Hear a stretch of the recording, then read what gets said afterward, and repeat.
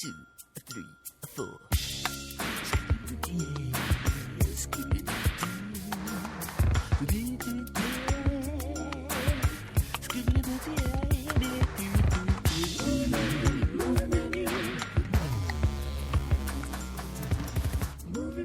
We are Movie Menu Reviews. Dan the man, hosting a podcast like no one can. Then there's Mike, then there's Z, reviewing movies. Look out! We are Movie Menu. On today's menu, we'll be reviewing Spider-Man Far From Home and Midsommar. That's going to be our Emmy submission. And we shall win. I have tears in my eye. Is that what that is? Yeah. Oh my God. Welcome, ladies and gents. I'm Dan the Man Muñoz, host of Movie Menu Reviews, your weekly movie news and reviews podcast, live on Facebook. Thank you so much if you're watching us live or if you're listening to us on Apple Podcasts, Stitcher, SoundCloud, or wherever you listen to your podcast. Thank you as well. I am joined by our special guest, Duel. Not duel like in fighting, but duel as in two people. Yes. Is Christopher Velasco and Dakota Noot. Thank you so much for being back. Welcome back. Someone who I would wish would duel with my other co-host is Mike and Z. You guys need to duel. Okay. I would be scared. I genuinely fear Mike. So good. How about no? You should be afraid. So there's a lot of movie news to cover. So much. Let's go ahead and get started with that. First things first. The Hollywood Reporter reported that the Academy invited over 800 and plus people in the industry into the Academy Awards. So I'm just going to list a couple of names, and you just let me know what you think about these people being part of the Academy Awards. And if you see this as a good thing that they are opening up the membership to others. So I'm going to go back to, I'm going to start with actors. Sterling King Brown, as you may know from This Is Us. Yeah. All right. And a slew of other films. Also Jamie Bell. Let's see. It's like a list of like over 800 people, right? Tom Holland. Holland. We'll be talking about later. Lady in this Gaga episode. as well. Yeah, Lady Gaga. Damian Lewis. Fela Medina. Elizabeth Moss. Okay. Kevin Pollak. Will Poulter, who we'll also talk about in this film, in this review. Alexander Skarsgård. So what do you guys think? There's some Mexican actors on that list. There's also cinematographer Diego Garcia, Carolina Costa, which is pretty awesome. Akira Sako. So they have opened it up to a lot of Jennifer Kent, one of the directors, so if you know from the Babadook. Yeah. Phil Lord and Chris Miller. I'd want to know just the amount of people of color in the production, the casting, because those are the people in Hollywood who hold the most power, right? We look at actors and we assume that means power in Hollywood, right? Tom Holland, and you have Sterling Brown, like, who I love, but at the same time, it's like he has no sway in any of this. The reason why the Oscars were so #white was because of that. But the thing is, each one is within their own category. That's exactly what I mean. Yeah. So the real question becomes, well, who's handling the casting, who's handling the production side of things, because that's what's going to change. They invited casting directors and executives as well. Yes, but I would wonder how many of those people are people of color. Not to say that that's the only thing, the only category that is important, but it's more over the fact of representation. The reason why... Well, the thing is about that also is that once you see it normalized on film and TV, people are more open to seeing it in their daily lives. But at the same time, right, it starts from the casting couch. Like, that's where it starts from. If you don't have casting directors who are willing to hire people of color and who are willing to change the makeup of Hollywood that actually looks a lot more like modern society, then you're not going to get nominations. You're not going to get anything up there. So it's a good idea. I know that this is something that was promised about 2-3 years ago when the first time the Oscars So White was coming out. But, again, this remains to be seen. A lot more women being involved as well. So and that's a great thing. There is an improvement going on, and I think that there are reaching out and going for younger as well. So it's not just the same cisgender men over 50. Well, I'm also curious to see how many people are also in the LGBTQA representation too. No, absolutely. Yeah, because Tom Holland. It's Tom Holland. It's Hollywood. I'm just kidding. On that note, let's talk about another movie news story that came out this week, and that was that Disney cast Holly Bailey as Ariel, as well as Melissa McCarthy as Ursula, Awkwafina, and Jacob Tremblay will be casting it as well. Right. What do you guys think about the casting of Holly Bailey? Well, before we get to the whole drama, my first question is who? Who is she? Should I know her? Has she been in anything super big? Who needs to? No. But I think know someone who was Tom Holland when he became Spider-Man. He was an actor who was singing and dancing on stage. We knew who he was. That you knew? I don't think you knew that. He came out. He came out. You hate musicals. You hate. I'm sure you had no idea who Tom Holland was. No. But I'm genuinely curious. Before we get to the hate that is brought on by racism, I am actually genuinely. She's a musician. She's a singer with her sister. Okay. And they also act. And they've acted before. Okay, great. That's what my first question is, because I really in the same way and in the same way with Tom Holland, the same way with the actor that they cast for the Joker, like all these things, like I was like, who are these actors? Let's judge before we judge them on any of their physical descriptions. Are they talented? I think that should be the first question. Now, but I think it's a superficial thing. I would hope it would go without saying that they're talented if they were cast. That's true. Right, that's true. They must have beat out a lot of people just to get the that's the part. Fair. Yeah. But yes, I agree. We should base on talent, but our society is so focused on aesthetics, and beauty, and what is considered the norm, and being loyal to the original, which is based on very dark, grim fairy tale. If that was not like the original Disney film. If these Disney fanatics actually read the original story, it is dark. She cuts her legs off, right? There's a lot of stuff. She dies in seafoam. Yeah, she becomes seafoam. Oh, pretty much. Yeah. So. Yeah, and so like I would want to know more about her acting ability, and but realistically, superficially. Now we have. But people, why would you want to know more about her acting ability? Because I'm a film fanatic. I would rather know someone's been cast correctly. Then you would have wanted to know like who was cast as Aladdin, who was like which I did. No, I absolutely did. Which I feel like that is. Watch the film and let this art speak for itself. Yeah, absolutely. Yeah. And realistically, it comes down to who's directing, who's producing, all the things we talked about with the Oscars, right? The same things that we talk about with that. That's what really matters. And so I look at her and I'm like, yeah, totally. This could be an actor who can play that role. I'm more curious about whether or not she's capable of carrying a movie by herself. But if you guys are saying that she's done acting before, then I trust that you guys know more about this than I do because I don't know anything about music. However. Yes, all the people online now have started to come out and say this is a movie that is now being, what's the word we're looking for here? Gentrified in some way. But is that the right term for this? What would be the considered term? Like, what did the racists online consider this? like blackwashing, white gentrification. Like, what is that? Is that real? Yeah. Oh, are you good, Z? It's cutting out, and I think the microphone's dying.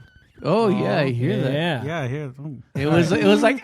Don't talk about Ariel. I know the spirits have spoken. Dun, dun, That's all right. Well, keep going, Z. Well, we'll have to figure this out. Yeah, we'll just keep on going. But anyways, so live show. Yeah. This is what happens on lives. What do you guys? I don't understand this whole. I mean, I do because with the society we live in now, unfortunately, with everything wanting to be white.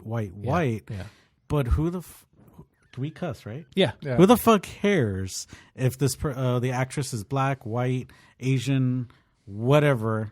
It doesn't matter. But it doesn't matter mainly because it's a mermaid. It's not like it was one thing if it was Tiger Lily. Like that is specifically meant for an American person. Yeah. Totally animated.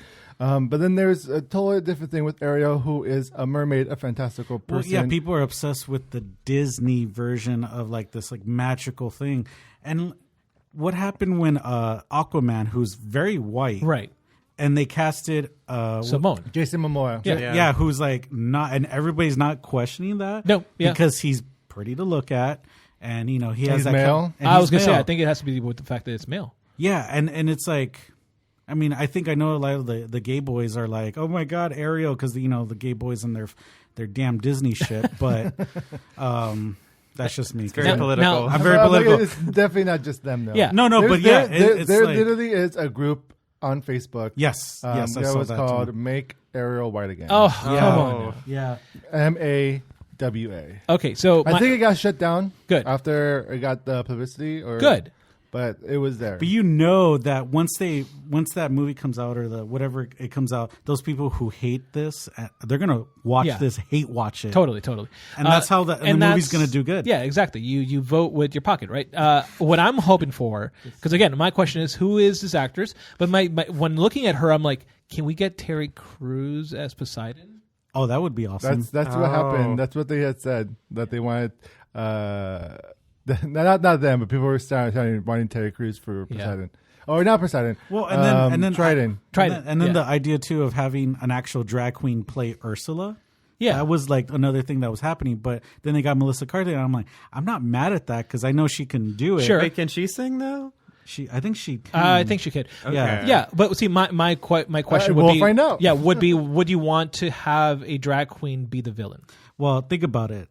Ursula, the Disney movie. Yes. The Ursula was based on a drag queen, which is divine. Right. And so it would be a paying homage to it. saying having an actual drag queen. Yeah. Get John Travolta again. Yeah, there you go. No, but it would be best if they had a black drag queen. Yeah. Too, because it would like change it because Ursula seems black in the cartoon movie. Yeah. Well, all the like Once Upon a Time, Yes. she was black as well. That's so. right. Yeah, That's so right. I'm She like, was. why not have a black character play that as well? Yeah. Yeah. But hey, you know what? But they got get Ariel, so why not? Yeah. That's fair. Okay, so we also have a lot more movie news to go over. So a lot of trailers were released in the past couple weeks that we want to cover. The first being the remake and reboot of Charlie's Angels, starring Elizabeth Banks, and Kristen that's Stewart. not an appropriate term anymore. A train? Oh, train. Oh, okay. Did you? Else. Did you? We're shut down. Wow. Like that's not good. Keep going, Dan. Kristen Stewart and what did you guys think of that trailer? Chris, you had the most reaction out of this trailer. You know, at first I was like, oh, this is going to look like a piece of shit. Yes. But it reminds me of the TV show. Okay. It's a little bit in that camp Sure. aesthetic, which I appreciate from the Yeah. show, the 70s and all that. Yeah. And I like Elizabeth Banks. I do, yeah. And I think whatever she does, it's just going to be fun. So I think she's paying homage to like the campiness of the 70s of the original TV show. Not like, which I appreciate the two movies that came out. Those before. were still camp though. Those were camp. Yeah, but they knew they were the camp. effects were bad. Yeah. And they were like after the Matrix, and then all Yeah, this. so it was. And this one is more grounded, more like realistic. I I guess. see. Yeah, and Well- and it also reminds Yeah. me of the Pamela Anderson TV show that she was a spy. Oh, I forgot what those VIP. called. Oh, VIP. That's which right. I appreciated because it was on like on Saturday nights, like at 2 a.m. when you couldn't sleep. Yeah, I'm this is probably one of those categories of films that I just didn't understand, didn't like, because I really didn't like Charlie's Angels, and I didn't like Drew Barrymore or anyone in that movie. So looking at this, I'm just kind of like, meh. I'm not interested in this. I think it's going to be, but it's one not of a movie those- for me. No, But and this is written and directed by Elizabeth Banks. yeah. Which I can appreciate because I know she's done a lot of great things in Hollywood to push a little bit forth on the bring women into the production side of things. Yes. So so I'm willing to watch it just because I want to support her again, support with your pocket. But at the same time, I'm just not interested in Charlie's Angels. It's going to be like a summer like sleeper, probably just like a Well, fun no, movie, a popcorn movie. It comes out in November, so it's not really Oh. beginning of summer. Oh, But Yeah. like Ooh. a Thanksgiving movie. yeah, it comes out Thanksgiving basically. I'm okay with that. Yeah. But I'll I- still watch it. I think it looks fun. Yeah. Yeah. Hopefully, it'll have some awesome action in it and some comedy. What do you think, Mike? Yeah, I think it's going to be super fun. I admit I enjoyed the Pitch Perfect movies. Okay. Oh. Yeah, nothing wrong with that. Dakota's judging you. No, It's they're it's great. fun. Yeah. The first two, Oh, the that first third two, one, the third that one. third one. Yeah. That's fair. So That's fair. she's funny. I really enjoy her comedic timing, and this will be fun to watch. I'm just confused by Elizabeth Banks' accent in this movie. She starts off British and then she goes into American, and I'm like, I don't know if this is just an inconsistency issue or just things falling apart. Yeah, things are falling apart. What's the deal today? Well, poster down. It's because we're gonna review Midsommar. That's why. Okay. The spirits. The black spirit is here.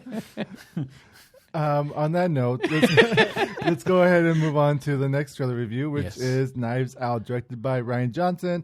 It stars Daniel Craig, Michael Shannon, Jamie Lee Curtis, Toni Collette, Chris Evans, and Christopher Plummer. A lot of actors. A lot of people. Yeah. What did you guys think about the trailer for Knives Out? So it reminds me a lot of Bad Times at El Royale. Yes. Big cast, definitely a whodunit and murder mystery. For me, it reminds me a little bit of Clue, which we've all been asking for. We've all been asking for a Clue movie, and I'm just happy to see Chris Evans ham it being up. a dick. Yeah. Yes, he's being himself. What? Okay, No, he's not. He's a This is really not another teen movie acting. yeah. but it's seeing him act out of his character range. Yeah. Oh, and I'm out. we lost no. Z for a second. Yeah, I'm completely. The Z's back. Okay, this is going to be a really confusing. Yeah. So go just a tiny bit further back from your mic, Z. That's Okay, it. yeah. But anyway, so yeah, I'm just looking forward to seeing Chris Evans do something different, and you have Daniel Craig in there playing another Southern character. So let's go with it. And Jamie Lee Curtis is not playing. What's her name again? Laurie Strode. Yeah. Well, I mean, it kind of looked like she was playing Laurie Strode. You know.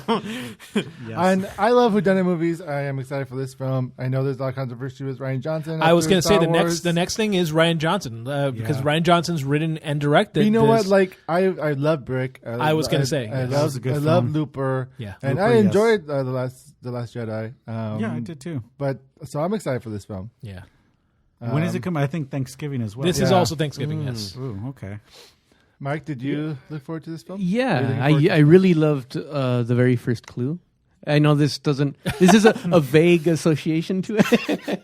It's gonna hopefully the cast is huge. Hopefully it'll be more fulfilling than it was at the El Royale. I'm sorry, the full title escapes me. The Bad Times at El Royale. I was going to say Battle Royale. Battle Royale. That was better. Yeah. Okay, let's move on to the next review, which is Jumanji: The Next Level. It is a sequel to the original. It's the third movie. Technically, the second movie in the trilogy. Yes. Okay. Starring Dwayne "The Rock" Johnson, Kevin Hart, and Karen Gillan, Jack Black, and apparently Danny DeVito, And- Danny Glover. Yeah.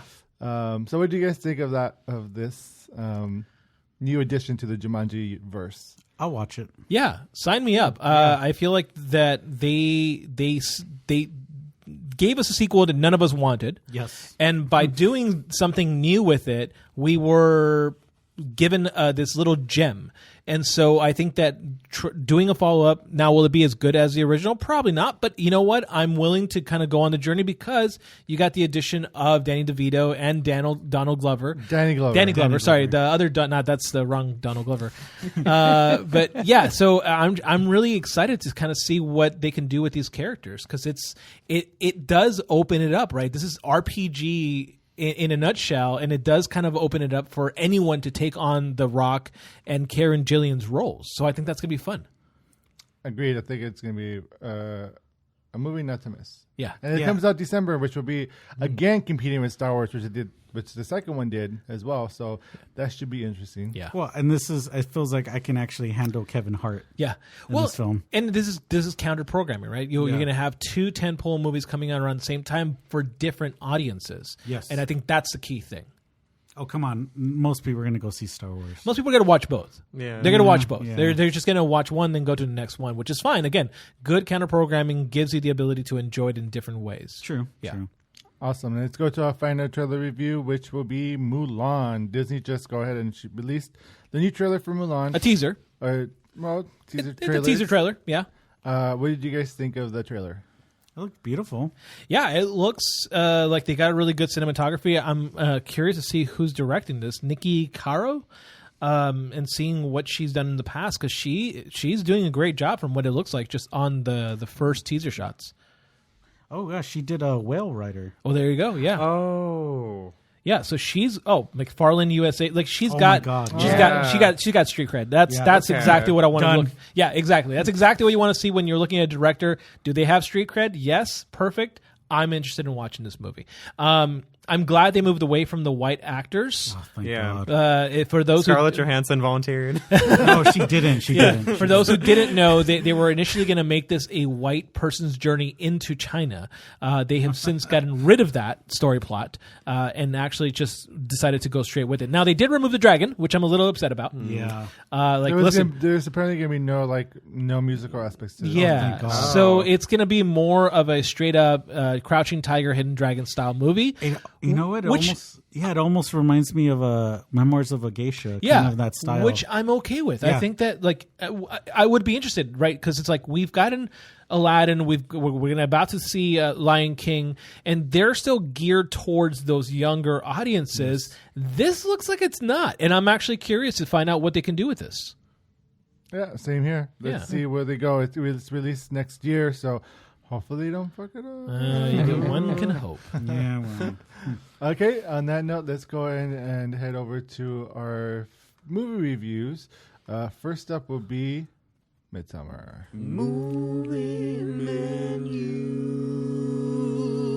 Or as someone I heard over an interview called it, Midsommar. That's how I was going to pronounce it. Yeah.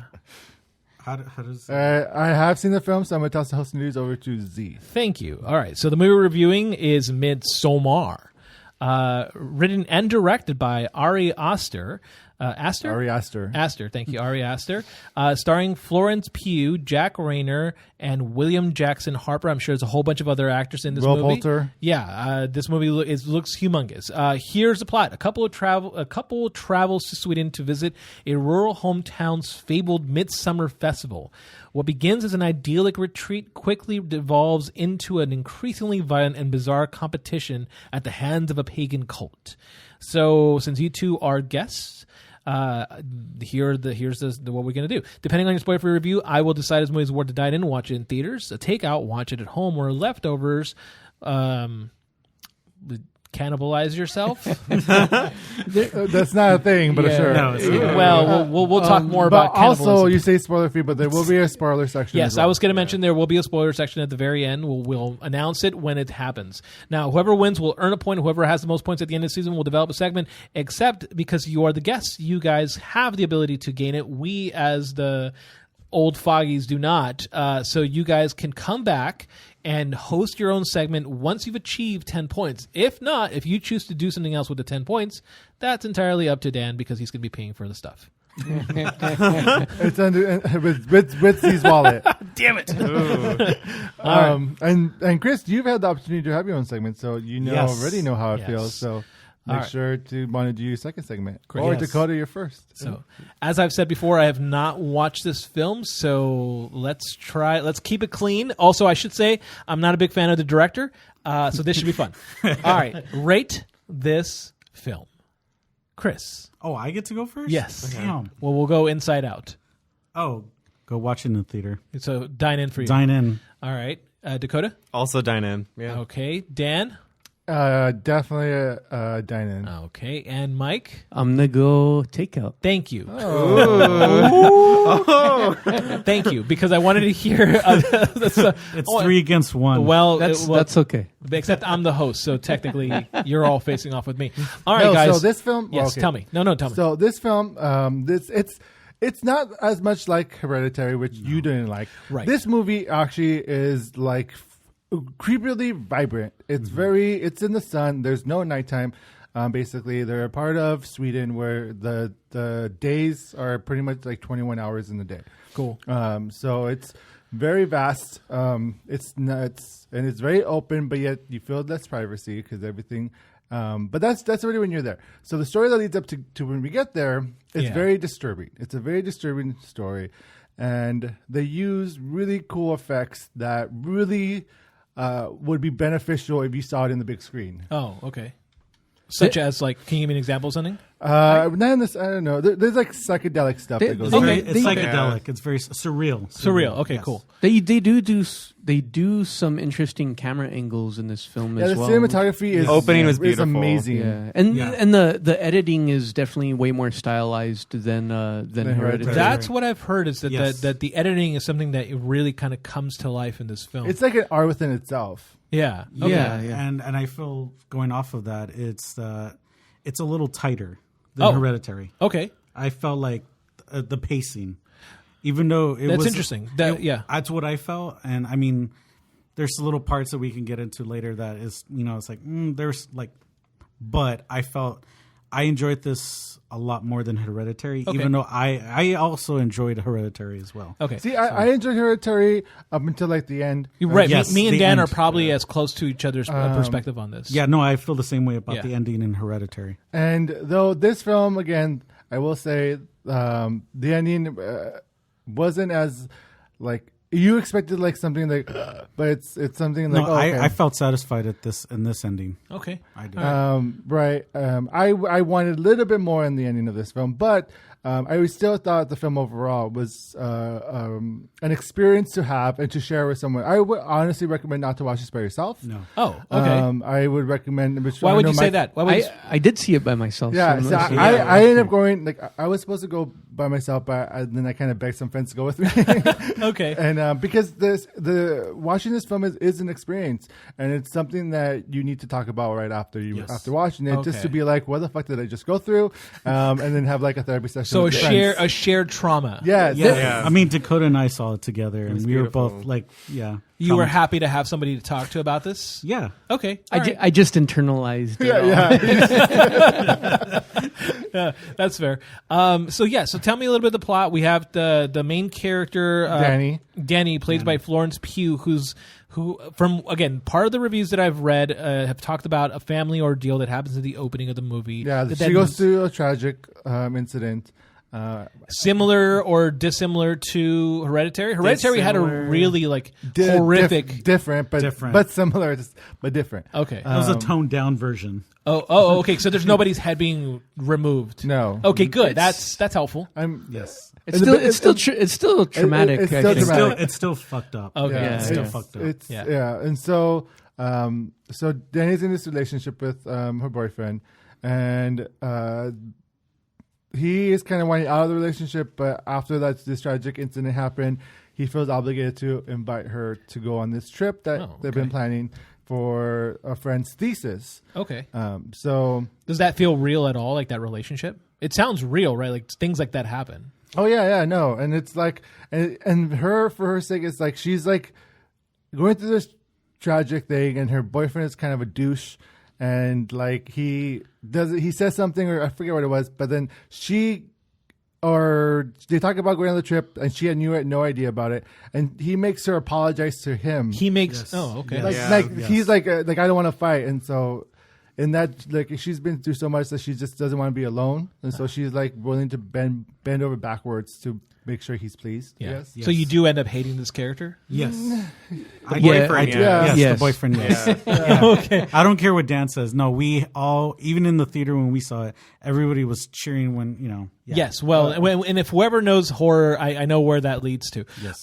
Interesting. But also, like, a very interesting thing, and this isn't, I don't think it's a spoiler, but with an interview, I was listening to an interview with Ari Aster and the cast, and he ultimately called this like a breakup film. That's what I've been hearing about this movie. Yeah, that it's a movie that talks about going through grief, and that it's a focus on, like, it's a movie about breakups, but using a horror element. But it's not the central idea. Now, the other thing that I've heard kind of mixed opinions on is the fact that this movie. One second, Z. This movie is, if you guys can hear me on that microphone, that this movie is both a horror movie, but also not a horror movie.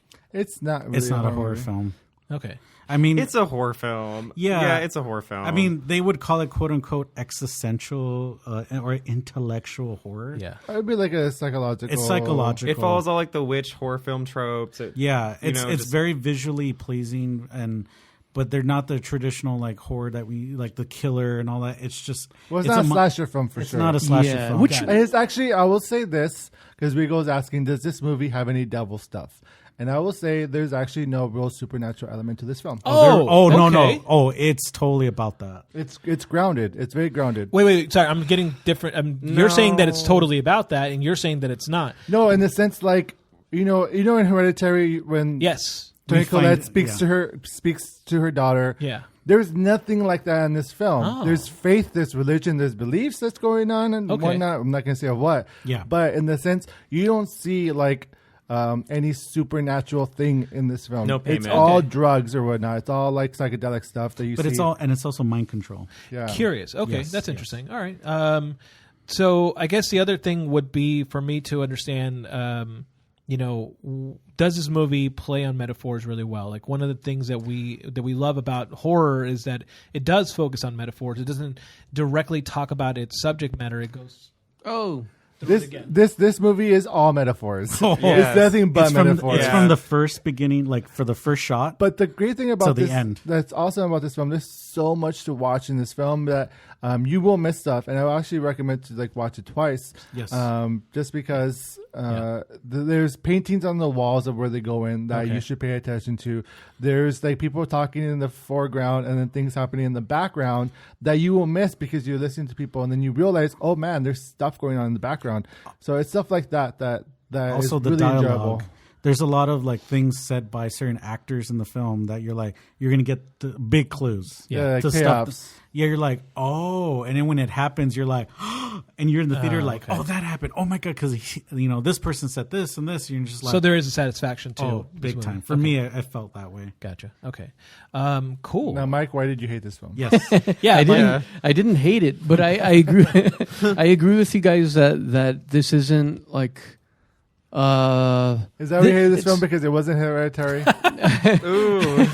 So I think this film is definitely more pulled. This is more pulled back. It's more, the horror is more subtle, which isn't necessarily a bad thing. But and this film is a slow burner as well. But I feel like how it ends wasn't as satisfying for me. And I think the hardest part for me to truly enjoy this film was I wasn't as On drugs? I didn't drink the Kool-Aid? Yeah. Oh, you didn't take the mushrooms? Yeah, I didn't take the mushrooms before. No, and so the like it was hard for me to be more empathetic towards the two main characters of this film. Okay. And I think that was a part of why I didn't enjoy it as much. Got it. And I can understand the family tragedy of our lead character, but it was difficult for me to connect to the lead character, and not at the fault of our The lead. sorry guys, not at the fault of our lead characters. I mean, not as at the fault of the acting. Yeah. I thought it was very well done, but it was more in the story. Gotcha. Pretty much. So Okay. All right. and but there are some crazy Why gory are you- scenes that are super enjoyable. What was it? Why are you trying to like defend the cult? Because the way that they did, like, is that it? Is because they shed light on it? Mike's like, and cult- now you're cult like, lights- cult lights now you're matter. like, wait, they're talking shit about my people. Is that why? That's a part of it. Yeah. Now it all makes sense. So, now. okay. never. If Mike ever says, "Hey, I have family in so and so, and we're having this awesome festival, you guys should come," So hold on. say no. Can I get this straight? So, Mike, what you're saying is that there's a misrepresentation of paganism in this movie. Yes. No. Okay, that's fair. No, All no. right. I'll say some things. No, that, It's not. Ari Aster did a No. lot of research for this. I'm gonna say some things that'll probably piss these guys off. Okay, go for it. Go. Do it. It reminded me of Wicker Man. Okay. Yeah. No. No. No. And I've heard comparison to that. I've also heard comparison to Green Inferno I think by Eli Roth. I think it's not. It's the film itself is elevated more than this- Wicker Man. this- I see the elements of Wicker Man because it's a folklore.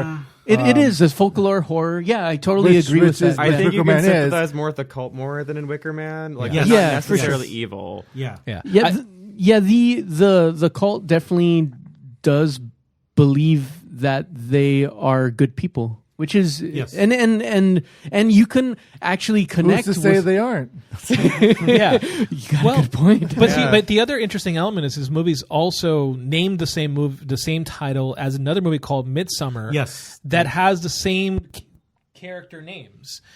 So it's just a very interesting, like, how this movie either was influenced by other movies. So did you feel like the homages were very clear depictions? I've heard nothing but like comparisons to Wicker Man. I think it's its own thing. There are no sure. bees from what I hear, but it is definitely its own film. I think it's very unique, and I don't know if you'd like.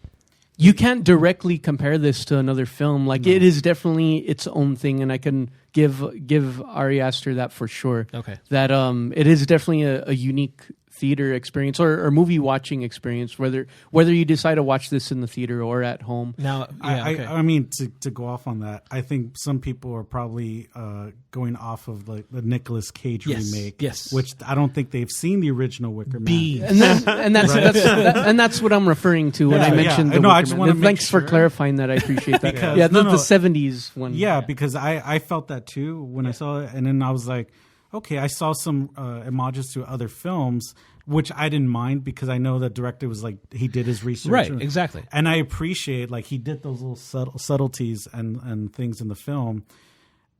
But yeah, and I agree with Mike that it's its own film too. Okay, so would you say that this movie needs to be watched in theater because of its visual elements? Yes. Yes. Yes. Okay. Yes. Would you say this movie would benefit from watching it in 3D?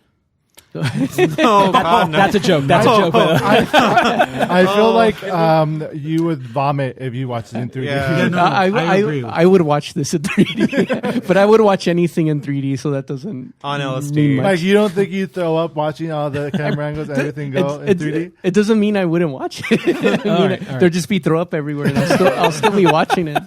You know, and we just walk throw- out of the theater with vomit. Yeah, there'll be vomit all over my shirt, and I'll be like, "Oh, yeah, that was cool." Ari also did I think with each film that he from Hereditary to this one, I think he as a cinematographer has really grown a lot and has really Yes. showcased Yes, I agree. what interesting and also uncomfortable camera angles can be like in watching this film, because this film is very disturbing. Okay. There's very disturbing moments in there, and that can trigger people. Like, I went with a friend and to trigger some stuff, and I was like, oh, but it was fine because it was a horror okay. movie. But yeah, Yeah. so it's this film itself is with the camera angles and with the way they do it. It can be very empowering and powerful in watching in theaters. And also, I think Mike and I could agree, and Dakota can agree to this. There were some unintentional funny moments. Yeah, No, they were intentional. They were- Yeah, I I heard they thought were- they were intentional. I heard they were intentional. Yeah, Yeah. that's what I was gonna say. This movie definitely has way more humor Yes. than Hereditary, and I would say it's definitely a dry humor Got it. that Okay. may go over some people's heads. It's for sure. There's very funny moments, and it does a very good job at like going back and forth between scary and funny. Okay. but not in a Freddy Krueger kind of No, way, but no. in like a dry humor, like in an absurd kind of way. Got Like, it. And, Okay. and it breaks from like, so it's not just straight up like a horror and graphic and whatnot. Like, there's points when it breaks and you're like, oh, we can relax for a second. Oh, okay. Yeah. Yeah. Well, that's And then we important. go- And that's then- important. Yeah. And I think that's very important. Well, about like this film. until the end, it's all Oh. like all hell breaks loose. But that's on purpose. And Oh, it yeah, leads yeah, up to exactly. that. All right. And I do want to mention that Yeah. I had a friend who texted me, said he saw this, and I told Dakota knows he's gay, and he was complaining for one scene, one scene, Okay. and I was just like, really? That's all you cared about? Oh, okay. It was the scene after After the sex scene, the sex scene. He's like, wait, that's not possible. That person cannot go, like he can't, like he's supposed to stay hard after the sex scene. And I was like, why did that my fucking gosh. matter? Okay. Yeah. All right. No. And it's just like, The very important details. That sounds like somebody is nitpicking at that point. yeah. yeah. And I was like, that's beside, I go, he's in shock. Yeah. And that's like, because that whole scene was really beautiful. Yeah. That whole sex scene, I have to admit, it was very feminist. Oh, okay. And the sounds of their voices harmonizing together was like a genius move in this movie. All Yeah, right. like it's an important scene because they play it up to like it's almost like the climactic scene, but it's not. Interesting. So he's like, you get more scenes after that. You're just like, Oh fuck, we're on this like trip. All right. Well, any final words before we go into spoiler territory? Oh, we need to. Any final Yeah. words? No, just spoilers. Yeah, we just gotta get into it. All right. Great. So I'm going to say that this movie is worth a dine in. Wow. Watch it in theaters. Ooh. Hold on. Are you okay? I am okay. Is it the Donut Friend I brought? It is. Not sponsored by Donut Friend. It's our dying mic. It's our that's, dying mic. That's what it is. But which we will fix shortly. Well, and with that being said, I'm going to step out of the review to let you guys spoil the hell out of this movie. Because his mic sucks. Okay. Thank you, Mike. Go for it. I'm sorry. He did it on purpose. All right, so let's talk about spoilers. We appreciate your sacrifice. There you go. Oh my god. Ew, get that off the table. What? I don't know why they're here, but they are. So we are now in spoiler territory. So let's go and spoil it. Everyone dies. No, I'm just kidding. Okay, spoiler. Pretty much. No, just kidding. Okay. Oh, come on. Okay, how can we spoil this? Let's see. Oh yeah, you get to see. So the thing about this, So let's talk about the opening. Oh, go on. as you know, I was gonna say like I felt like in this film you know what was coming, but Yeah. but I don't think they meant. It wasn't expected, but to be fair, the reason why I didn't like Hereditary is because I knew where it was going because it reminded me of Paranormal Activity, the Okay. third film. Oh, okay. So Yes. that was expected already too for me in okay. Hereditary, which is, and this one I guess I had already had that mindset that okay, but I like that the fact that he's not trying to be like. It wasn't trying to shock or surprise or you. like M. Night Shyamalan. He's just like, here's a story. Because the one thing that I wish would have happened is that like we saw like a demon emerge or something that. But I actually appreciate that. But then I realized, that would be too easy for them to do Yes. because the whole thing of the film is what they're doing they think is right and they have faith and believe in it. Yes. And it just shows how crazy it is. So it has that. Commentary on religion and religious aspects and religious rituals as well, and I was just and like, it's actually like European paganism and witchcraft compared to it's different from American paganism or witchcraft, Right. and which I appreciate because it's a totally different thing, and it was the European versus the American. I don't know Yeah. if it was just like crazy religious. There's a lot It about like wasn't- family versus the individual, and like the American girl is very like individualistic, but then she gets accepted by this family. Yes, but she was Yeah. like a born again Christian. No, I'm just kidding. technically, born technically, again pagan. But I and mean, it- paganism within itself is its own religion, so it's Yeah. still like a religious. But I also felt there was the like black magic versus white magic. aspect. Interesting. I don't think there was any black magic. No, in no, this. but that mentality of like the good, as you see, like it's black magic could be well- hereditary. Yes, yes, because and then these people they they do these things that they think is right. But What? you notice I when don't she's know. dancing, there's a moment where she's dancing, Yes. and like she just lets herself be engulfed in with. Well, because she took some drugs too. They gave her drugs, Well, they do murder people. and they eat them. So- they do eat them. So they eat them? I don't think they eat them. It wasn't Meat Meat There pies. There was meat pies, But they didn't show the No, bodies the or meat- hint They, at that. they do. the They meat do pies eat was pubes. because of her- That's- yeah, 'cause they she- really do. And that was because of the little comic strip thing that they had on the yeah, they carpet gave you the or whatever story. on the wall. They gave you the story of the douche boyfriend getting he's going to impregnate the chosen girl. Yeah, Which I thought that whole like arc I loved him eating the pube. And like, Yeah, there's yeah, a he pube. really does eat pubes. And, yeah, it's in and- like a and But he that's- drinks but he drinks that's- her blood. but He that's drinks the her way- blood, menstrual blood. Yeah. yeah. He That's drink- Well, that does that's happen. the way they get that they believe what they can hypnotize the man to fall in love with them. yes. and then Yes. be ready for, because yeah. I mean, and then it was interesting too is when he goes in to meet with the elders, and she's like the elder woman saying, "Oh, you have been chosen to have sex with my, I think it was daughter, right?" sorry, I forgot. Yeah, I don't remember. I They- remember. they all seem like family. yeah, Yeah. yeah. They, Yeah. it's a lot of The roles inbreeding. blur. It's inbreeding. They use those terms very loosely, like Yeah. brothers, fathers. They don't really inbreed a lot, daughters. though. They only do it for that one child's For the role. oracle. The rest of them, they The get the oracle. outsiders. Yeah, and he was chosen. This outsider, which is the douche boyfriend, he gets chosen to. And then she's chosen as well. Yeah, she Yeah. is chosen. It's very obvious. The May Queen. The May Queen, which was, I mean, that scene with the dancing when she's going in circles, I thought that was beautifully shot. It was great. It was all beautifully shot. Yeah, it was all beautifully shot. And then some scenes, like when you start going into the horror, I mean, we do have the obvious like trope of Ari's direction where he has somebody's head get fucked and like crushed. Yeah. Which I'm like, Oh yeah. because and then it was But is funny. it a trope like the 2-movie trope? Yeah, Like, well, if you've seen Hereditary. It's his shtick now. It's his shtick. I But mean- the thing is, like, what I thought of this film, going in, it was that, so there is a moment where she first takes the mushroom tea, and then she, like, wakes up and she's having, like, all these visual, like, visceral things that are happening to her, which was beautiful to see on this. But as she's running to the group of people who start laughing, and then she runs to the restroom or whatever, and she has to light a match. And when she lights that match, you see in the mirror a person behind her. Yeah. And then the light goes out, and then she lights it again, and there's no one there. I thought it was going to be more stuff like that going on, but... I was happy that it didn't go that way because she does see her mom at one point, though. She does see her Yeah. mom. So it's interesting that trauma and how that carries on. So let's talk about the trauma. Yes. So she gets this email from her sister, who is bipolar, saying that it's all too much, and she's gonna go. She's gonna Go to the dark or Go black out. go black out, and her parents are going with her too. Yes. So basically, she kills her family in carbon monoxide poisoning in the house. Yeah, But the way they show it too is Yeah. another like it was very beautifully shot. but very disturbing as It's well. very fucking disturbing. It was very well done. Everything's broken down super quick, and It's all visual. There's no yeah. dialogue or nothing. Yeah. You just see it. And I think that's why it worked in this film where the trauma, it's so quick. We get it. It's like, okay, this is why she's messed up.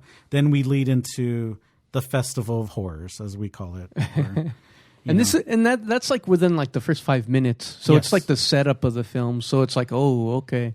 yeah. Like, this is where we're going. Yeah.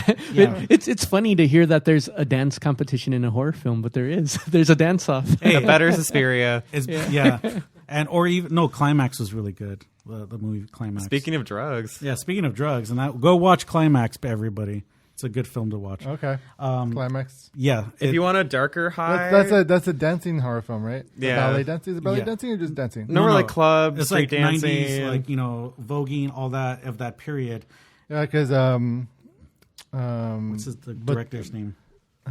Gaspar Noé. Yeah, There are Gaspar Noé influences in this, especially in the beginning.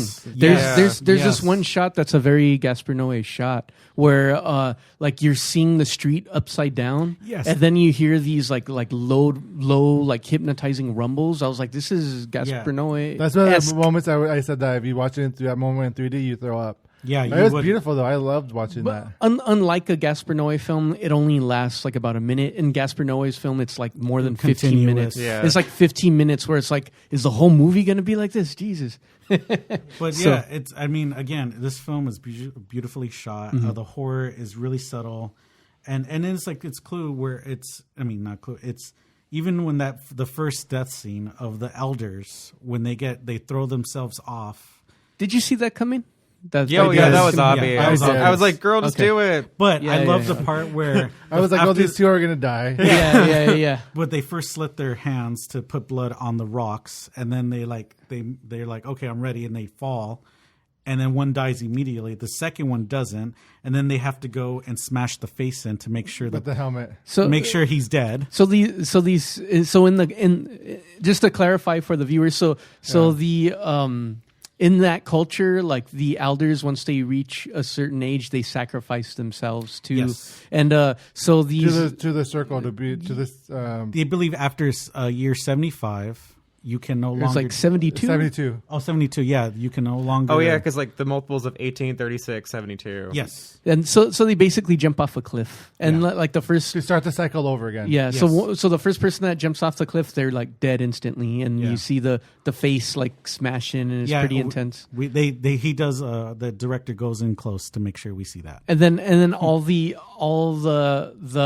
outsiders who had been invited in, they're all horrified and shocked, shocked. And the second person that jumps does not die instantly. No. So they have to hammer smash his But he face. breaks his legs. So they like, hammer horribly. smash his face in. Yeah. Yeah, and then what is But interesting? after a while, like you know how disturbing that can be. But after a while, it looks fake, and I was able to like not be like totally grossed out. disassociate. Yeah. Yeah, but it was interesting because like when the second person jumps off the cliff, the elder woman like who's in charge, when the outsiders are like freaking out, and then they're like, "Wait, I thought you explained our whole rituals to everybody." Right. I thought that was important because then it's like, oh well, they should know that people are gonna die. So it's like, but then they don't know that they're gonna die. Yeah, so like it's all been a sham. In the very end, they admit that all these outsiders were come in to be sacrificed. Well, not only that, not just to be sacrificed, but because the bloodline is still pure, and that there's always risk for inbreeding. That now the only way to like have a baby now is to invite the outsiders. Yes, That's why outsiders are mostly invited. That's who they mostly have babies with. I don't know. They like murdered all of them except, but there's only. but some of those outsiders. But it's also a special festival that's why they got amped up, like the one they do every 90 years. Yeah, because this takes place. It's something like this is every n- special than the previous ones, like that they regularly do. So I would say from That's why there was only like one baby. So, if from- you notice, there from- was Yes. only one baby in the Yes. whole. From what I understand, there was only, I would say, only 3 of the 9 outsiders could have possibly either like get somebody pregnant or may have a baby in the future by the very end. So, but so that's not like very much at all. So Well, if you notice, that's what out of 9, they had only one baby in the whole. okay. So Well, and it's I think like also- they just needed the one. They just Well, also and wanted then to there's sacrifice just it. one baby. They're not going to get I don't think they're going to have the 2 like people of color impregnate anybody either. Well, they did. Wait, there was 3 people of color. No. Of the whole cult, it's all white. Yeah, And then the there outsiders- was 3 people of color that came in. Yeah, and then of all of those 3, who are going to impregnate anybody, especially because there was 2. Was it 3 males who were? the friends that Oh, came no. in. 2. 2, and then the woman too. So it's like, Yeah. obviously she killed herself because she freaked out, and then the boyfriend, and then the other one who was writing the thesis. This movie felt too much like I was like in grad school again. It was like, What was the color Yeah. palette? yeah, the color palette. Exactly. But yeah, so again, I say everybody go see this film. It's crazy. It's fun. It's not as over the top as Hereditary. So. I also say go watch it in theaters. And I feel like Ari Aster, thank you very much. He did a lot of research, and it's funny because in the interview they had asked him where all this research came from, and he almost seemed scared to actually mention where they came from. So this, I was reading that the Swedish government actually was involved with. This film was in a good way, Come like to Sweden. like they were actually wanted to be. They were actually wanted to support this movie, and they actually wanted to like expose like not expose, but they wanted the Swedish cultism to be talked about, which is what helped in his research for the film. That's interesting because this film was shot in Hungary. Yeah, Yeah, totally not. Yeah. yeah. Spoiler. Yeah.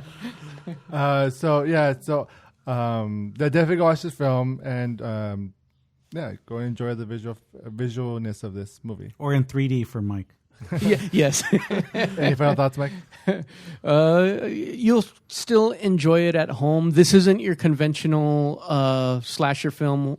This is definitely like an art house horror film. If that is not interesting to you, then you can wait and watch it at home. But if you liked Hereditary and you like The Witch, and you like The Witch and you like these like slow burn films, then you may or may not enjoy it in theaters. I would go with what these guys suggested, which would be to watch it with somebody. I watched it alone. Maybe that affected my theater experience. I don't know.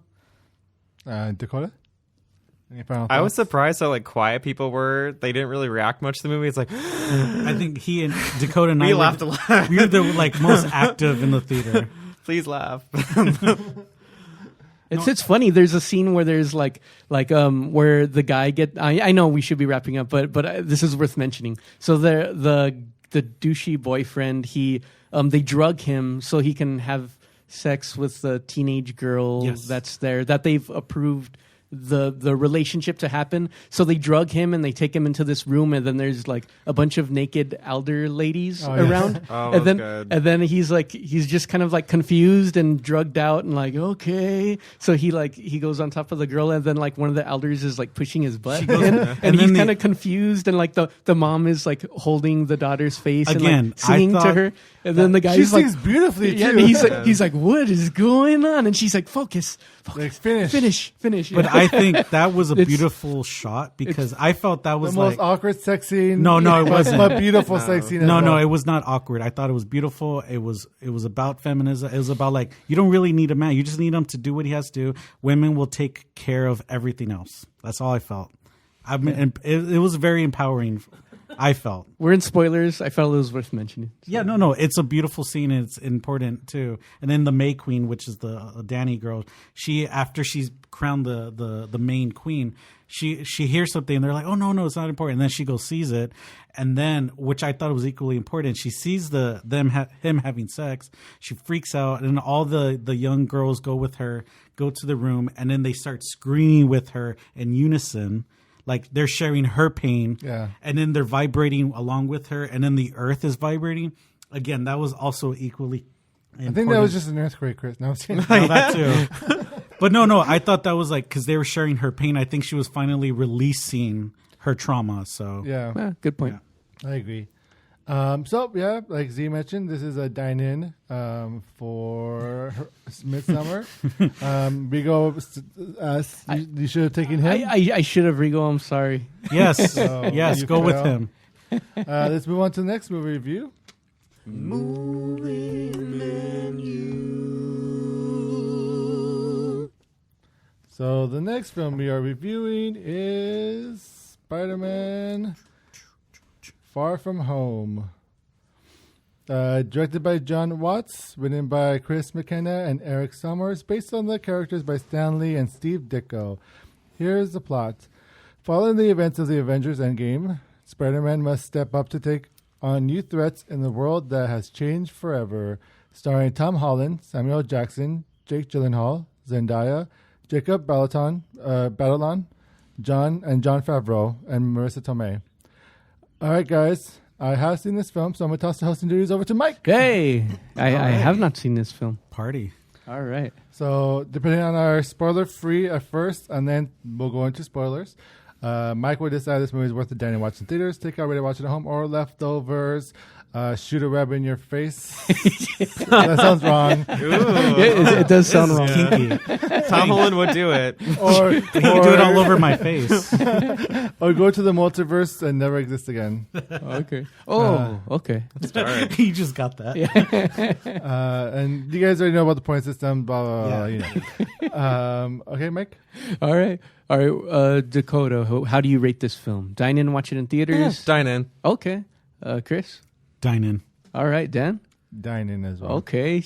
All right. I guess it's a dine in. The review is over. So I know this is from director John Watts, which was the same director for Homecoming, if I'm not mistaken, right? Correct. So was this very similar in tone to Homecoming? Yeah, it has it has like a National Lampoon's European Vacation type of thing. Yes. It's like there's like hilarity moments as they're like in foreign land. Is there a Chevy Chase character in this? There's a cameo. Really? No. you sold me. That's your face lit up. Acting skills at work. That was good, Dan. But it does have it still has the 80s vibe to it as well as that Homecoming. So you're saying they go to Wally World is basically okay. Oh my God! They do actually, if you think about it. Yeah. So all right. Well, Z, type in what you gave the rating. So according to Z, who stepped out, this is Peter Tingle Far From Home. He would say it's like Captain Marvel for him. Oh, a little okay. slow. Oh, I it's thought it was a- better than Oh. Captain Marvel. Oh, it was way better than Captain Marvel. Yeah. I hate this. So there's moments in this film that are Okay. pretty amazing. So in this film, we get introduced to Glenn Beck. Glenn Close. So are you talking about the Are you talking about the political guy, Glenn Beck? The That's like- political guy. Are Glenn you Beck. Quentin. Quentin. the- thank you. Quentin. Quentin Beck. Are you talking about? Do your research. Are you talking about Donnie Darko? Basically, Are you talking about Mysterio? basically. Oh, No, okay. Glenn Beck is in this film doing political propaganda. The Quentin Beck, who is dubbed Mysterio. Okay. And he is from the multiverse. Stop doing that because we're in spoiler-free zone. And he's here to help Something. He's Earth Okay. help her. from He's these here to help. elemental creatures that have basically destroyed his homeworld from where he was from. Okay, so they come from another. Another Place. another multiverse. Oh, Another universe. okay. And the universe he came from, his planet got destroyed by these elementals that have now jumped over into this universe and is trying to do the same thing and eat up the Earth's core because these are elemental monsters, beings who want to destroy. Okay. Basically, like elementals, okay. they like eat planets, which I actually didn't realize. So now that's kind of like Galactus, you know? Yeah. Yes. Okay. That's an interesting. Maybe But like, Galactus is more like ominous to.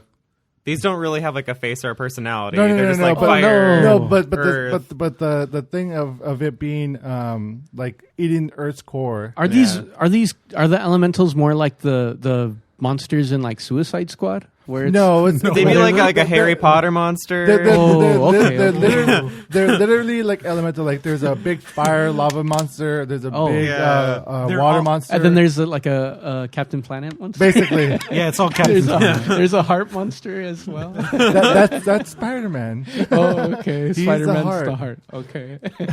With their powers combined. No, They have okay. Mysterio.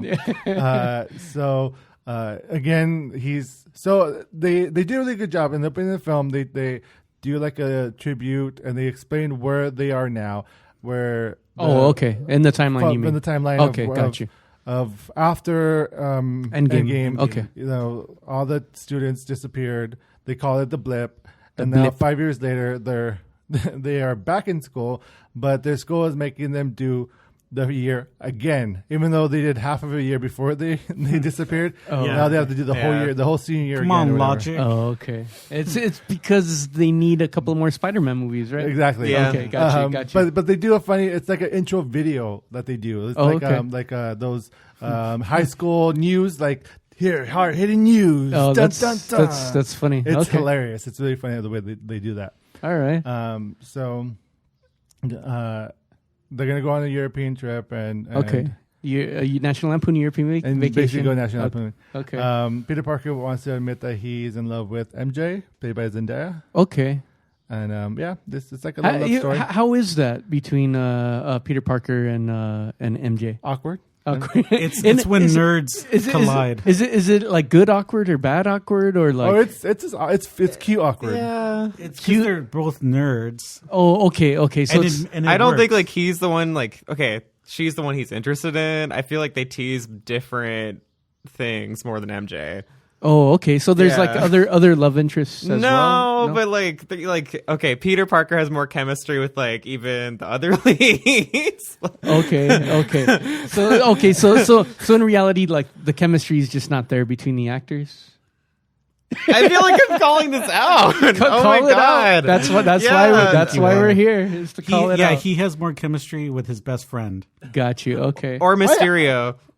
Yeah, Yeah, that was. this movie felt like it was a porn waiting to happen. Or Iron Man. I thought that was cute.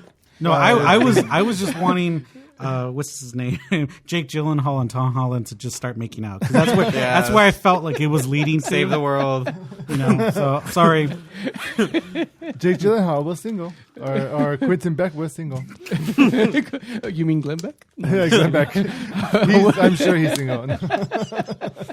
So how was Jake Gyllenhaal in this movie? He was actually really good. And, Really? And Was No. Yes. He was there. Okay, Mysterio is one of my favorite characters of the Rogues Gallery of Spider-Man, and I felt like Jake Gyllenhaal captured his essence, I guess, or his persona really well from the comics. Oh, Mysterio. Yes. Okay. Yeah, but I felt like Jake Gyllenhaal, the actor, was trying a little too hard. Trying a little too hard. He tried a little too hard for this character. How was he? So he was just like overacting. Not overacting. I don't think he was acting like enough. Like it could have been a campier role. I felt, he could have went a or little more character based. Because like if you think of like supervillains and comic book and all these universes, some are a little spoiler free. He's a superhero in this universe. Really, people. Sorry, there's no spoiler. It's just if you don't know the comics. Could I read that comment, or is that? Oh yeah, Z saying Gyllenhaal was one step lower than Nightcrawler. That's true. That's true. It's true. I really enjoy Nightcrawler, so that's why that makes me more interested in seeing. Yeah, you're right. You're absolutely right. Okay. Let's just go ahead and go into spoilers. All right, spoiler boards up. Oh yeah, put it boards up. All right, so we are from this point forward. If you are listening on Facebook, we are about to go into spoilers. Or if you're listening to us on Apple Podcast, Stitcher, or SoundCloud, we are going to spoiler territory. If you read the comics or watch the cartoon from the 90s, you're gonna get. Yeah. So Mysterio is a big fat liar. Okay. Gotcha. He is not from the multiverse. He actually used to work for Tony Stark, and it's a cool drawback that they do because if you saw Captain America. Winter, is it Winter? One of those. Winter Soldier. No, it's Iron Man. They reference Iron Man. Yes, it is. It's Captain America, the World War One, or the first one. Someone fact check us, please. Okay, so anyway, so they're referencing Captain Marvel. Civil War. Civil War. Okay, when they go into Civil War, Captain America Civil War, they have this like. Have you seen that film? I don't remember. They have this holographic moment where Tony Stark is a young kid again. Oh yeah, I did see that. Okay, He's having an argument with his parents or whatever, or saying what he should have said before his parents left and died. Okay. Well, according to that lore, Jake Gyllenhaal's character invented that or helped create that technology. Okay. Gotcha. So that's what he uses to create these elementals, to create Mysterio flying around with powers. And it's really awesome to see them create this type of technology that, and in the comics, Mysterio was a stuntman who used like Hollywood special effects to create his Mysterio persona. But they updated it to this to be a technological nerd. And he has a slew of people who are helping him with that have also worked for Tony Stark. And now that Tony Stark is dead, spoiler alert, I guess, because we're reading spoilers.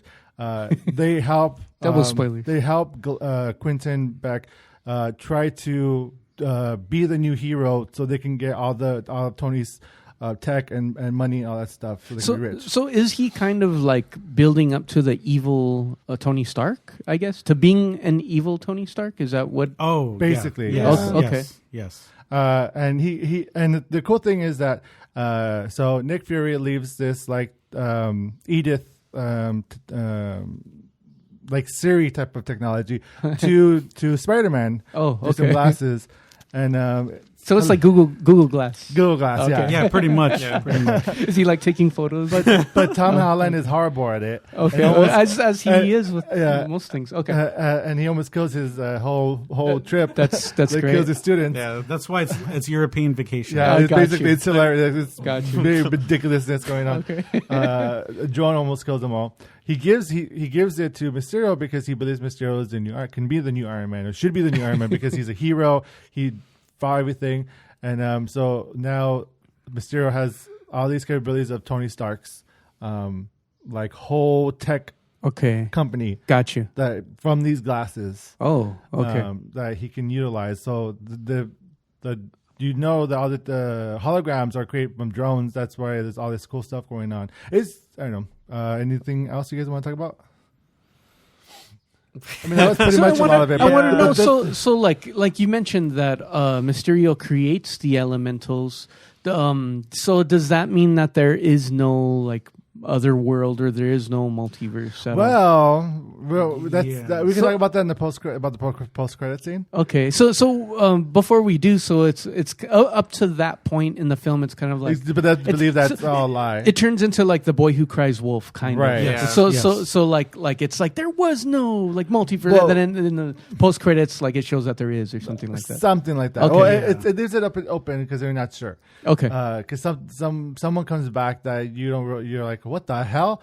But like in the actual movie, it's about like Spider-Man becoming a man, trying to like say, hey, you could be you can be a hero that you're supposed to be. Okay. Bingo. I said Yeah. that Tony Stark left it to Nick Fury. Anyways, Yeah, but like in this film, like, okay, we're getting Spider-Man. He's taking responsibility. He's trying to, it's like, man up and do what he's supposed to. That's what Nick Fury's like, hey, you got to be the man now because there's no Tony Stark. So is Nick Fury the new Uncle Ben? I guess You could say that, role? yes. Yeah, he's the mentor He's now. mentor. or the Tony Stark, I should say. The new well, Tony Stark. No, there is no real Tony Stark as of right now. or not in terms of like his place. But the way in- the film is, like, they're saying both of them are mentors to, Okay. to Spider-Man. yeah, in terms of Also, like I guess taking, happy. in terms of taking the role of the mentor for Peter Parker. Yeah, and then he finally the MJ and him, they finally have their moment, and we're all like, oh, thank God, Jesus, let's move on. Yeah. It's like, But there's a really cool. So they utilize this holographic technology Yes. into the movie. Okay. Where they utilize it to confuse Spider-Man. And it's a pretty Yes. awesome moment. Yes. Oh, Where it's okay. just a bunch of visual stuff like where if you remember the just cartoon, think of like a most like biggest nightmare or whatever can happen. Okay. Like there's literally a grave where Tony Stark is from, or Tony Stark is just, here lies Tony Stark, and then he comes out from the grave. Oh. It's all this crazy like special effects. that sounds cool. because It was awesome. Yeah, because Mysterio's tech. I mean, his tech can like show that, do all that. He can make so- anything. So now he- that he has ability to Tony's tech gear, he could basically like do whatever he wants to like fuck with whoever he wants, and it looks amazing. Yeah, it's like technology to look forward to horrifying us in the future. right? Basically, pretty much. it's like hologram Tupac. and Mike, you would really you would really enjoy in 3D. Yeah. Okay. Yeah. All right. I'll It's watch. so this. cool. In You 3D. wouldn't throw up. You wouldn't. No. Even if I did, I'd still watch it. And they utilize it 2 times too. Yeah, the and- 3D? Okay. Yeah. That shocking what is holographic moments. Okay. So There- it's not just used once; it's used multiple times. Okay, super tangent. There is this hologram video of like a whale in a school auditorium, and it like it's pretty crazy. It's pretty amazing. So it's the hologram technology of this whale coming out of the water and splashing in, and all the kids are cheering. It's awesome to check out online if you can find it. They call it like 7D or something. Yeah. So if you look online, like hologram 7D of whale. As we're looking at it Yeah, like, right what? now. Go on. Yeah. So that's it. Yeah, fact check. Yes, This is 7D. fact checked. Okay. So this is a. Or maybe I'm lying. I don't know. Maybe this is just special effects that Mysterio created for the video Oh yeah, that is awesome. to confuse me. But But looking at that is still image. Again, this But was what- fun. yeah. I think what they said, this is the final film of the Phase 3, right? Phase Yeah, 3. yeah. Yes. Okay. So I think that's a good way to talk about The post credits. the post credits. Yeah. What are the? I expected post-credit? I expected to know what the post credit scene was going to be because Okay. if anyone knows anything, Peter Parker I don't is know a anything. photographer. Yes. Oh, and he okay. takes pictures and we haven't seen him do this in any of the other films. No. But finally, at the end of this film, He finally takes a he photograph. takes a photograph of Yes. himself swinging. Which is that's how he would make money at the Daily Bugle. Oh, yeah, he yeah, would take the best pictures of Spider-Man, Yeah, and that's 'cause how that- yeah. J. Jonah Jameson would pay him. Like it begrudgingly would pay him, and that's what the Daily Bugle would put like menace to society or whatever, because they would have a great image of Spider-Man. Got it. So I was like, okay, I wonder if we're gonna see J. Jonah Jameson or the Daily Bugle or something because he's taking pictures of himself. Got it. They have this funny thing with MJ at the end of the film. He you know how in the first Spider-Man when Mary Jane, he's swinging and it looks like all romantic and beautiful and stuff. In the original Sam Raimi Spider-Man, you know how there's like sunset going. So in this film, they go like realistically what it would look like if you being swung through. Oh, that's funny. So he's swinging MJ and she's like screaming and like she's terrified and she's like her hair is everywhere. And it's like really funny, like funny. Like a realistic way of someone being swung through the city of Spider-Man. That's great. And so That sounds very fun. at the end of the film, so Spider-Man basically like kills or not kills, but Mysterio dies. Who knows? Yeah, who knows? Yeah, because it's very implied. It's implied. It is implied. It's Okay, implied. dies quote unquote. But yeah, who knows? So you see a breaking report, like this is huge, like screen outside of a building saying breaking news: Spider-Man kills Quentin Beck, Mysterio, and there's a footage where there's showing Jake Gyllenhaal saying like, "Oh, Spider-Man took over, like he's trying to kill me. I don't know why. Like, watch out, he's a menace. He's like if I die it's because of him or whatever." Okay. And then the news anchor says, "We got this footage from the Daily Bugle." From J. Jonah Jameson, and then we see J.K. Simmons come on screen. Oh, okay. Who is from the original Spider-Man film. Interesting. Okay. But he looks different. Oh. So you're like, wait a minute. Okay. Was like the Sam Raimi version that's part of the canon. multiverse? And then the other, like, are they trying to make those like different universes of Spider-Man? And now this one is a Spider-Man that's different? I see. Got you. So I was like, wait a minute. Yeah. Interesting. Okay. I'm sorry. Go ahead. No. Because we didn't see J. Jonah Jameson in the Amazing Spider-Man universe. No. We just saw like a blip of like an email from him. Okay. But this is now the second iteration of J. Jonah Jameson, and it's the same actor playing it. Got you. Okay. Which it could be nothing. It could just be just like he just likes to play J. Jonah Jameson. Who knows? No. They're setting it up, of course. But that's pretty awesome. Like, that is cool. Like it would be great if we see Tobey Maguire and Andrew Garfield like in a future movie. That's what Tom Holland has said. He said multiple things. He said first he wanted like a movie with all the original, like the two, Tobey Maguire and Andrew Garfield. Andrew, like they all come in. And also Tom Holland has said that he wants Spider-Man to be gay, which I'm Andrew Garfield would have been down for that too. Oh yeah, Like, they both play gay easily, if you know what I mean. Wink, wink. Yeah, Tobey Maguire. No, he's just vegan. I don't know if that's going to do anything. Whatever. But then also there was a final post-credit scene. Yes. And you find out that that it wasn't Nick Fury or also Maria Hill, which we never really mentioned in the review, but we should. But Maria Hill also plays a part. But it wasn't really Maria Hill or Nick Fury this whole time. Oh. They were Skrulls. Oh. the Skrulls from Captain Marvel. From Captain Marvel. Yeah. Interesting. Now, it's because they're taking a vacation break. It's not like this whole time it's been them. But for this film, which is funny because I did notice Nick Fury being different, being a little more aggressive than normal. Yeah. And I was like, man, what the hell's wrong with Nick Fury?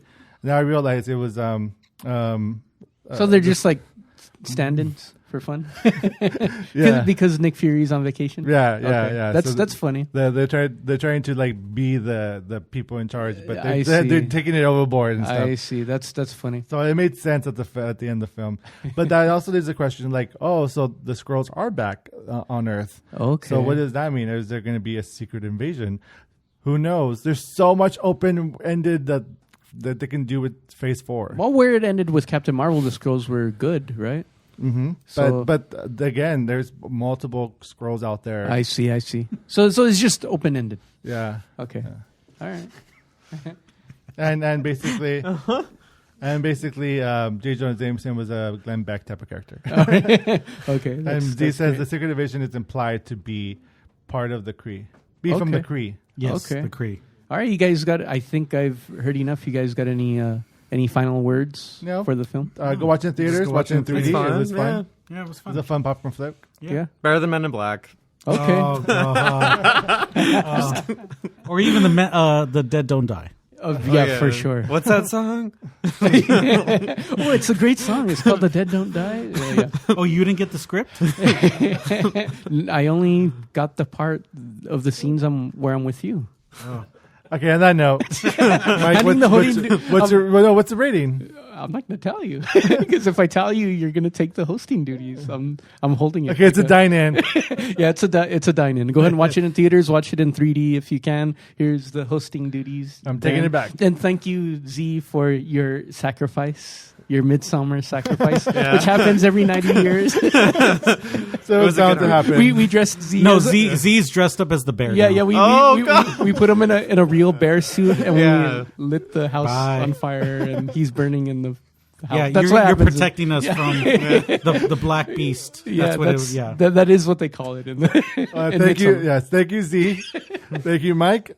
And thank you, Christopher Velasco and Dakota Noot. Thank you so much, guys, for being here. And I'm Dan the Man Muñoz. Thank you so much for watching us live on Facebook, or if you're listening to us on Apple Podcasts, Stitcher, SoundCloud, or wherever you listen to your podcast. Thank you so much. We appreciate it. Please subscribe, rate and review, comment, and also share with your friends. Visit us at moviemenupodcast.com. Check out our YouTube channel. Follow us on social media, Facebook, Instagram, Twitter. We are everywhere, so you can't miss us. Until next time, thank you guys, and goodbye. See you later. 3, 4.